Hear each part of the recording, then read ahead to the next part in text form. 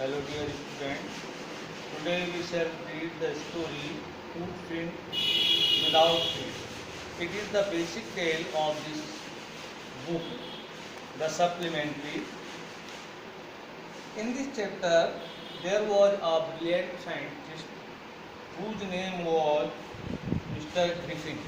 तो ग्रिफिन एक इसमें जो है विद्वान जो है एक वैज्ञानिक था और उसने लगातार वर्षों खोज पर खोज करने के पश्चात एक ऐसी ड्रग ऐसी औषधि का निर्माण किया जिसे खाते ही जो व्यक्ति था वह ट्रांसपेरेंट यानी कि इनविजिबल हो जाता था और वह अपने कपड़े उतारकर पूर्ण रूप से गायब हो सकता था. उसका जो मकान मालिक था उससे जो है ग्रिफिन का हमेशा से ही लड़ाई झगड़ा था. तो उसके मालिक ने उसको अपने घर से निकालना चाहा. तो प्रत्युत्तर में ग्रिफिन ने उसके मकान में आग लगा दी और अपने कपड़े उतारकर वह गायब हो गया. और नवंबर का महीना था और बहुत अधिक लंदन में जो थी ठंड थी. अब वह बिना कपड़े के जो है सड़कों पर घूम रहा था.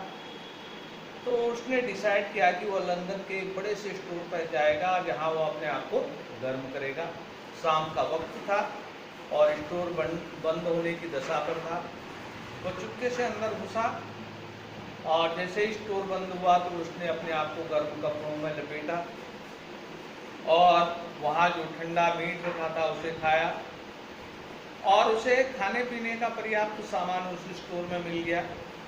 पर सबसे बुरा उसके साथ यह हुआ कि वह सुबह देरी से उठा जब तक कि उस स्टोर में काम करने वाले 2 असिस्टेंट पहुंच गए थे. और उन्होंने ग्रिफिन को देखा तो उन्होंने उसका पीछा किया और ग्रिफिन ने भागते भागते अपने कपड़े उतारे और इस प्रकार वह फिर से जो है ट्रांसपेरेंट हो गया यानी कि अदृश्य हो गया.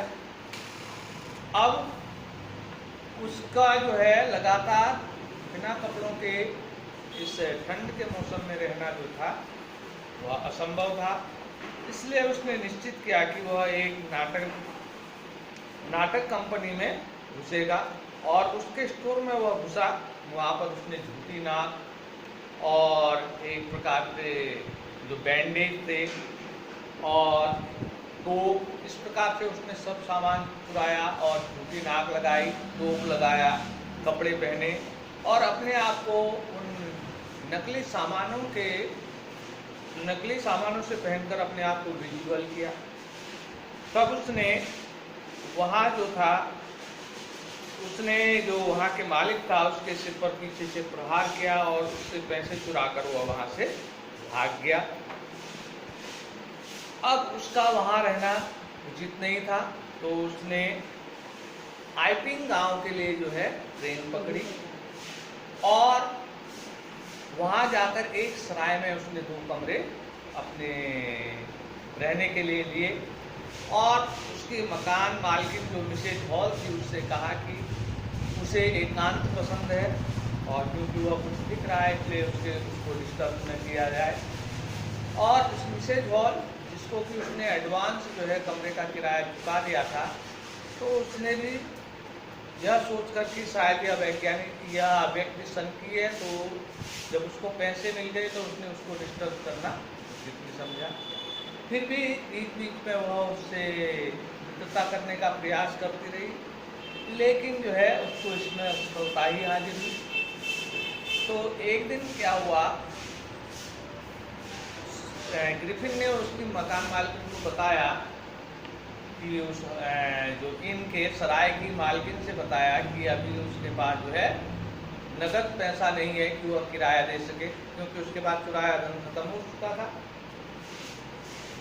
तो उसने यह बहाना किया कि जल्दी ही उसका एक चेक आने वाला है और वह तुरंत ही उसका भुगतान कर देगा.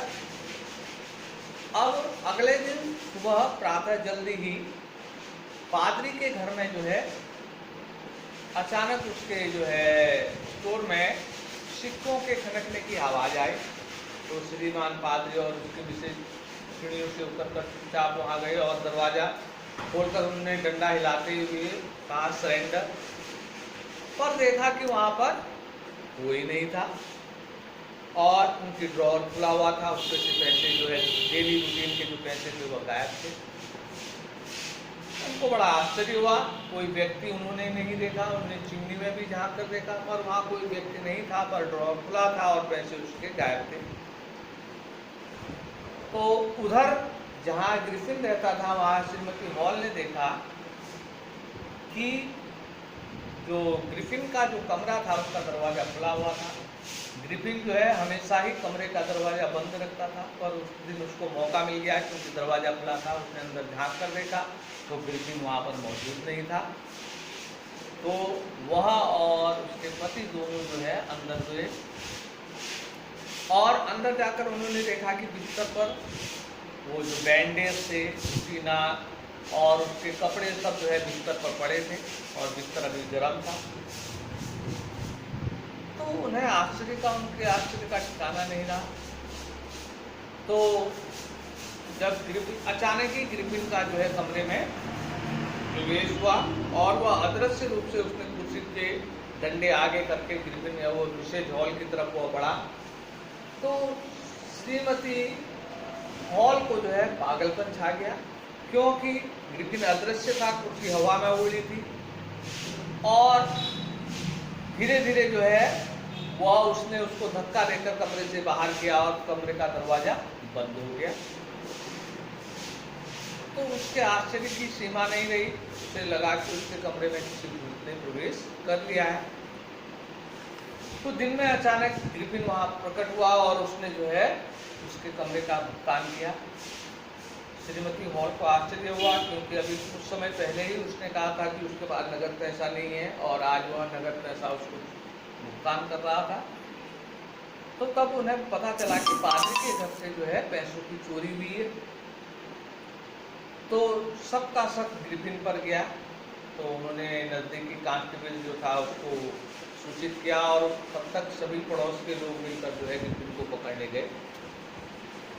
अब तब तक कांस्टेबल भी आ गया, सबने जो है उसे घेरा और उसे पकड़ना शुरू किया। तो ग्रिफिन जो है गुस्से से चिल्लाया, उसने कहा कि तुम मुझे पकड़ना चाहते हो, और उसने धीरे धीरे अपने कपड़े उतारना शुरू किए। और तब वह ऐसे व्यक्ति से संघर्ष करते हुए उन लोगों ने अपने आप को पाया कि जो धीरे धीरे अदृश्य हो रहा था, जिसका शरीर गायब था। अंत में उसने अपनी शर्ट उतारी और वह पूर्ण रूप से गायब हो गया। अब जो उसको पकड़ने का प्रयास कर रहे थे उनको अचानक चारों दिशाओं से मुक्के आते और उनके शरीर पर लगते, क्योंकि ग्रिफिन अदृश्य था और उसने लाल घोंसलों की बरसात करके सभी लोगों को जो है अचेत कर दिया और इस प्रकार अपने कपड़े उतार कर वो पुनः वहाँ से अदृश्य हो गया। तो इस कहानी का जो शीर्षक है फुटप्रिंट विदाउट फीट, यानी कि बिना पैर के पद चिन्ह के निशान। तो यानी कि ये कहानी है ग्रिफिन की, जो कि अपने को एक रक्स के द्वारा अपने को इनविजिबल कर देता है, पर उसके पैरों के निशान पड़ते हैं, क्योंकि वह व्यक्ति दिखाई तो नहीं देता पर उसके शरीर पूर्ण रूप से उसके पास है। इसलिए इस चैप्टर का नाम फुटप्रिंट विदाउट फीट लिखा है। और ये कुछ डिफिकल्ट वर्ड है, इनको आप उतार लेंगे और कल इससे संबंधित क्वेश्चन आंसर हम आपको कराएंगे। धन्यवाद।